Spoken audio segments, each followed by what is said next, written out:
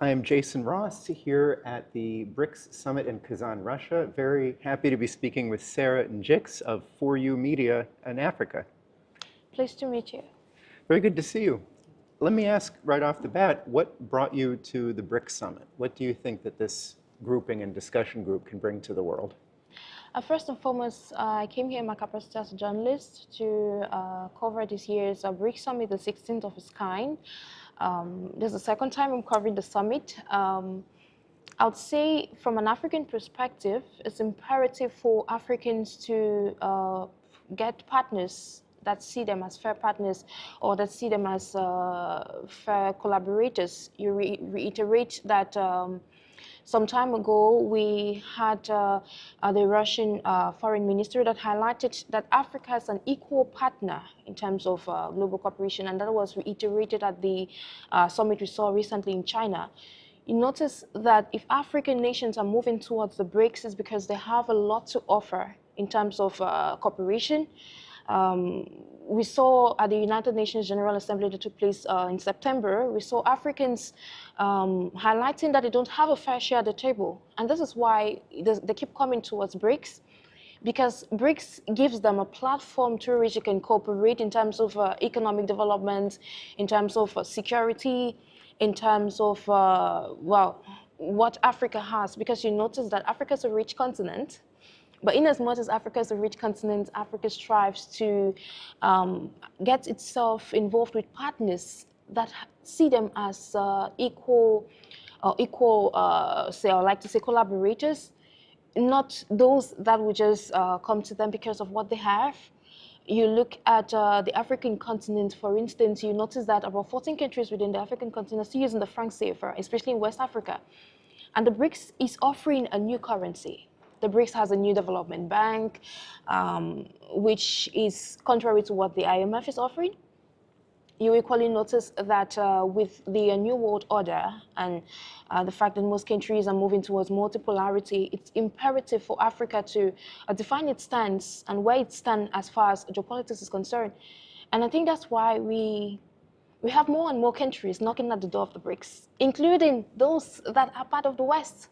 So the BRICS group of emerging economies has more to offer, and at this point in time, given we have about 3 African countries already present within the bloc, I look forward to seeing more African nations being integrated into the bloc this year.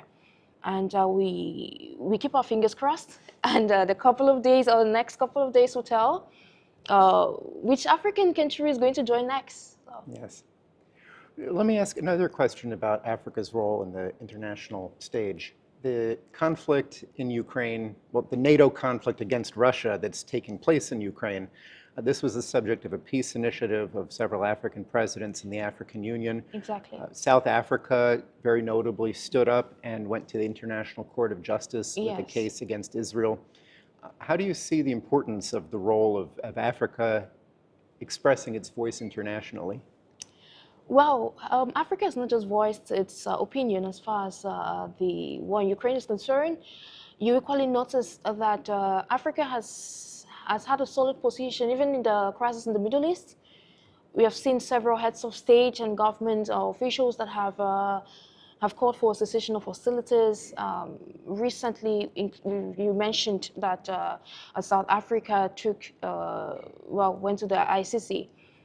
But ahead of that, you equally notice that Africa always has this role of mediation in terms of global conflict. Africa is it's making its voice heard, that equally has something to say. Because you notice that the rest of the world are always very loud when it comes to resolving issues on the African continent in terms of security.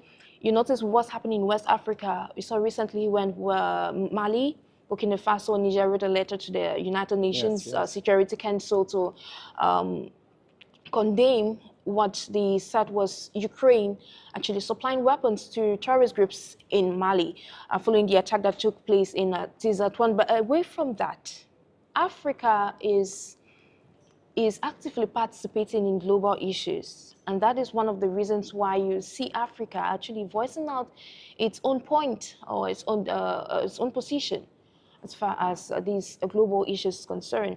So it's not the first time, and it's not going to be the last. Excellent. May I ask you another? Yeah, sure. So it concerns the idea of multipolarity. So during the Cold War, much of the world was divided into two blocks. Yeah. And there was also a committed non-aligned movement that said we are not participating in this divide. Now, today, it's less that there are two blocks and more that there is one block that sees itself this way and intends to hold its hegemony.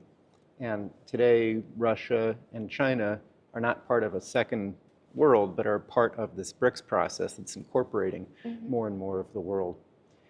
If conflict with NATO can be avoided, how do you see international relations in a world in which countries are more equally represented?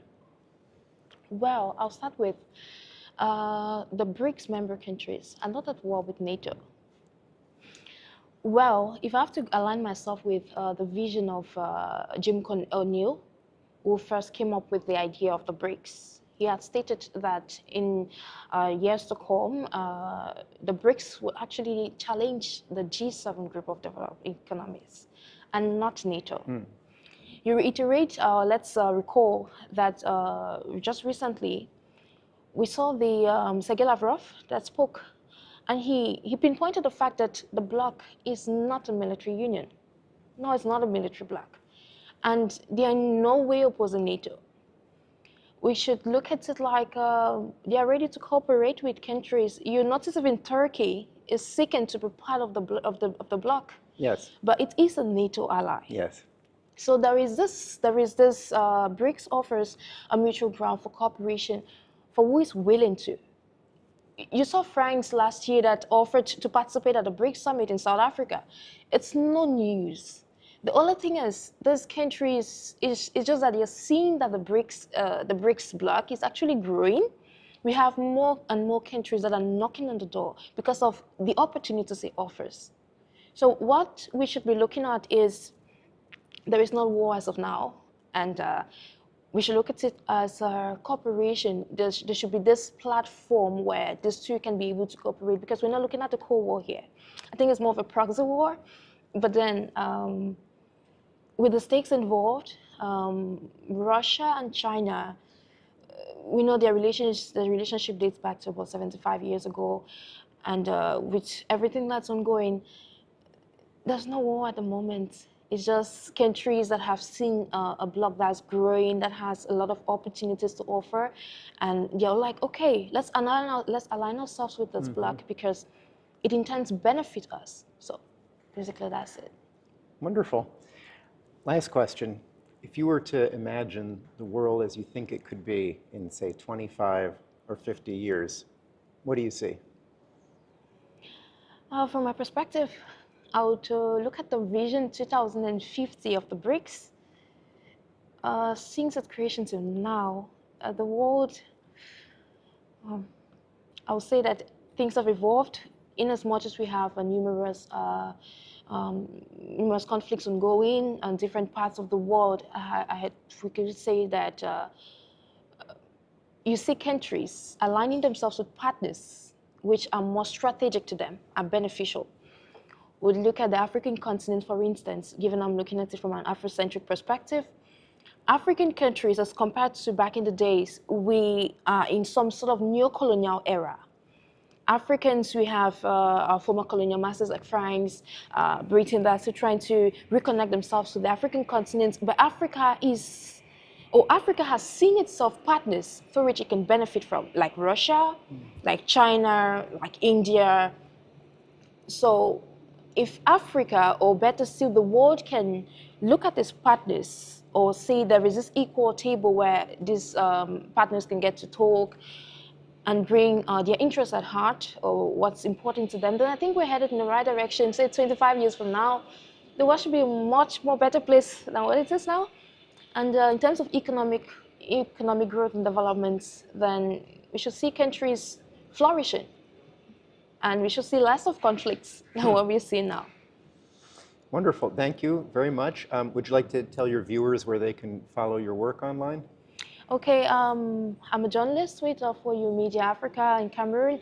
We're Pan-African Media Group, so you can join us on YouTube on For You Media Africa English, Facebook For You Media Africa English, or you can join us on For You Media Africa, Facebook, YouTube, and all social media platforms.